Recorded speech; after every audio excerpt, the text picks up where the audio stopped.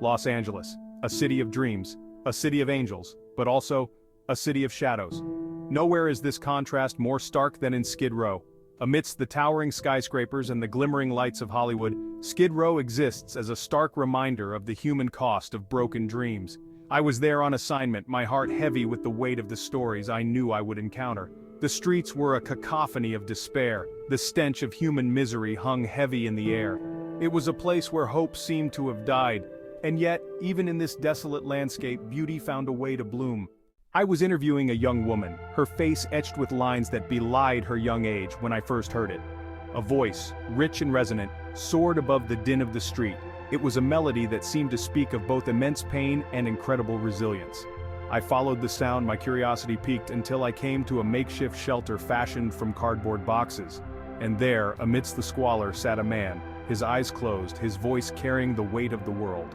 He sang with such raw emotion that it sent shivers down my spine. When he finished, he opened his eyes, and for a moment, I felt like I was looking into the face of a lost angel. "That was beautiful," I said, my voice barely a whisper. "Homeless man, as Michael Jackson. It's a gift from God. I'm Michael Jackson." I won't lie. Part of me wanted to believe him. There was a certain familiarity in his eyes, a hint of the mischievous spirit that the world had come to know and love. But the rational part of me knew it was impossible. Michael Jackson was gone. I thanked him for sharing his gift and walked away, the memory of his voice echoing in my ears. I tried to put it out of my mind, to focus on the task at hand. But I couldn't shake the feeling that I had encountered something truly extraordinary. That night I couldn't sleep. The man's voice, his claim, it all swirled in my mind, refusing to be ignored. Was it possible? Could this be the real Michael Jackson, lost and forgotten in the depths of Skid Row? I knew I had to go back. I had to know the truth. Section 4. The Rhythm of Skid Row. The next day, I returned to the spot where I had met the man who called himself Michael. He was there, sitting in his cardboard palace, his eyes closed, lost in his own world. But this time, he wasn't singing. He was dancing. His movements were fluid, graceful, almost effortless.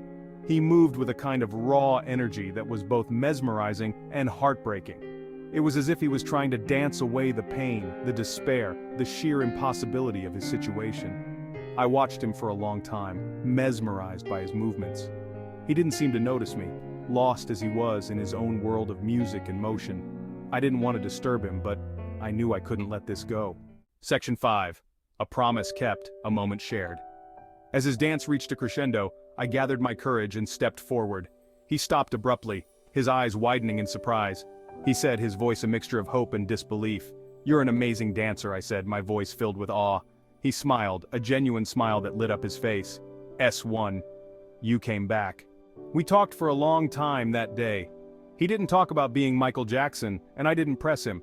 We talked about life, about loss, about the resilience of the human spirit.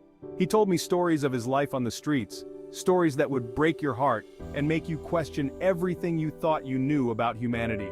Before I left, I made him a promise. I promised that I would come back and see him again, and I promised that I would share his story with the world. S1, it's another gift from God.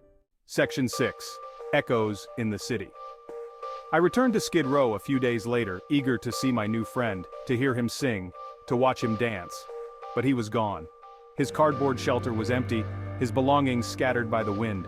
I asked around, but no one seemed to know where he had gone. Some said he had moved on, searching for a better life. Others said he had finally succumbed to the harsh realities of life on the streets. I never found out what happened to him. The police told me he was delusional, that his claims of being Michael Jackson were just the ramblings of a troubled mind. But I knew better. I had seen the look in his eyes, the pain, the hope, the flicker of something truly extraordinary. To this day, I can still hear his voice, clear as a bell, echoing through the canyons of downtown Los Angeles. And I can't help but wonder, was he a lost soul seeking solace in a forgotten identity? Or was he just maybe the king of pop, dancing his way through the shadows of a life he could never truly escape? The answer, like the man himself, remains a mystery